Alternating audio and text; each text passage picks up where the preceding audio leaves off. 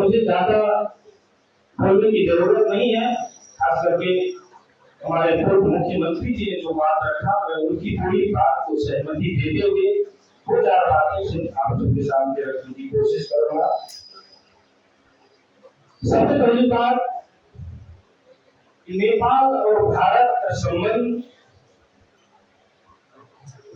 कैसा होना चाहिए, कैसा है, इसको बेहतर बनाने के लिए हम सबको क्या करना चाहिए, जो ये संस्था का और ये आज के कार्यक्रम का जो मुख्य उद्देश्य है, इस उद्देश्य के साथ हम सभी को अपने जीवन में, अपने व्यवहार में इसको कैसे उतारा जाए, कैसे लागू किया जाए, दोनों देशों के लोगों में कैसे संबंध हो, वहाँ के सरकारों को भी कैसे हम सब इस संबंध के विषय में अवगत कराएं, जानकारी कराएं, यह प्रमुख उद्देश्य के साथ जो आयोजन किया गया है, इसके लिए मैं आयोजक समिति को भी और समीर अंसारी जी को भी तहे दिल से मैं मुबारकबाद देता हूँ, शुक्रिया अदा करता हूँ, धन्यवाद देता हूँ।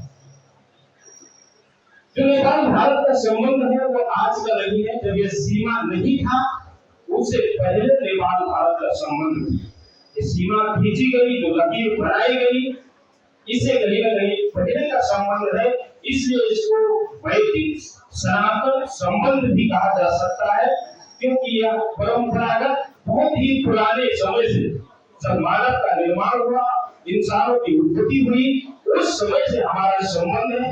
इसलिए नेपाल और भारत के रिश्ते के विषय में किसी को कहने की भी जरूरत नहीं है, सभी को जानकारी है। सिर्फ हमारा रोटी बेटी का संबंध नहीं है, अभी पिछले समय में देखेंगे तो बायोलॉजिकल और मनोवैज्ञानिक संबंध भी हमारा है।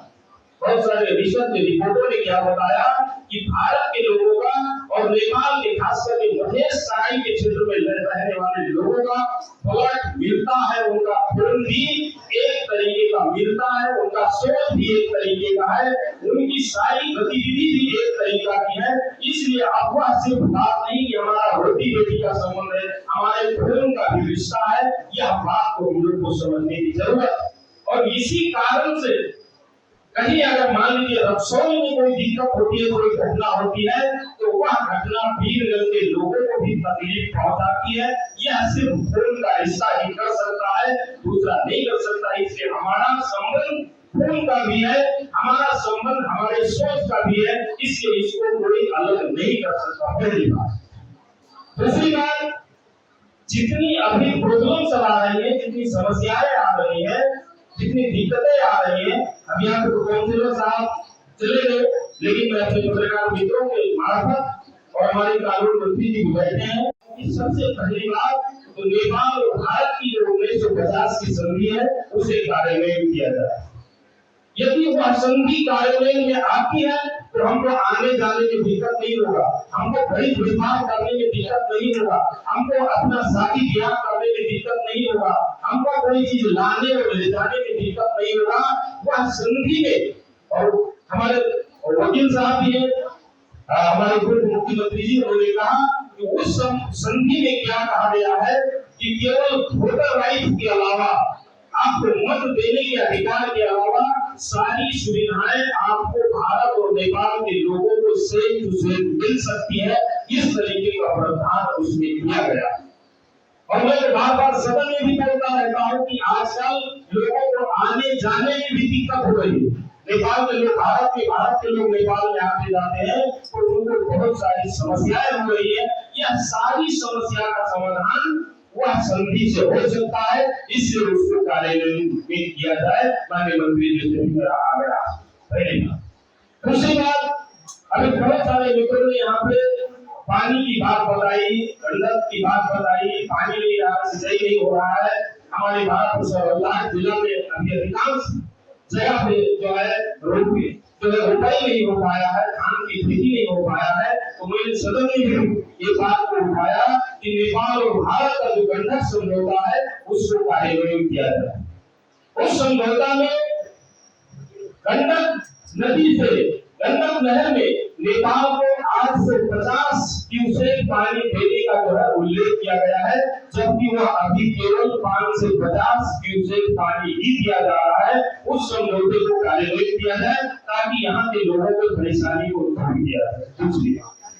तीसरी बात, वैदेशिक जो आर्थिक नीति की बात है, जो बड़ी वैधानिक की बात है, इसमें भी हम सब माननीय मंत्री जी को विचार किया जाए, क्योंकि नेपाल और भारत का जो परिवहन संधि है, नेपाल और भारत का जो व्यापार नीति है, यह बहुत पुराना कानून हो गया। अब वो हमको समय सापेक्ष बनाने की जरूरत है, व्यापार बिजनेस करने में आसानी हो, उनको जो है 2-4 पैसे की आमदनी हो, यह व्यवस्था हम सब पुनर्विचार किया जाए और उसको सही कार्यान्वयन किया जाए। चौथी बात मैं माननीय मंत्री जी से क्या कहना चाहता हूँ कि हम जो कानून बनाए हैं, इससे रुपया से ज्यादा की अगर कोई भी वस्तु हम सब भारत से लाते हैं तो उसको टैक्स लगाया जाता है, उसको टैक्स लिया जाए। क्योंकि हम सब ने ही जो सदन में पास किए हैं, इस कानून को भी पुनर्विचार किया जाए, क्योंकि 100 रुपया में हर साल तो मिठाई भी नहीं मिलती है। तो आप कैसे किस तरीके से वह कानून लाए जिसके तहत आज हमारे एक भाई हुआ कहीं का घटना से देख लीजिए, फेसबुक पे होगा, सोशल मीडिया पे होगा कि मेरी माँ बहन सब भारत से कोई भी सामान लाती है रहना, तो उसके झोले को कैसे फेंका जाता है, उनके साथ कैसे दुर्व्यवहार किया जाता है, वह कानून के तहत हो रहा है। इसलिए उसको भी पुनर्विचार किया जाए ताकि नेपाल सरकार और नेपाल सरकार के संबंधित प्रारी प्रशासन उसके रोक न लगा सके। इस चीज को हम लोग ध्यान किया जाए और यह सारा संबंध 1950 की संधि से जाकर के मिलता है। इस चीज को हम सबको विचार करना पड़ेगा, खास करके जो हम सीमा के पास के रहने वाले लोग हैं, जो हम सब बॉर्डर के पास में रहने वाले लोग हैं, यह सबके लिए बहुत जरूरी है।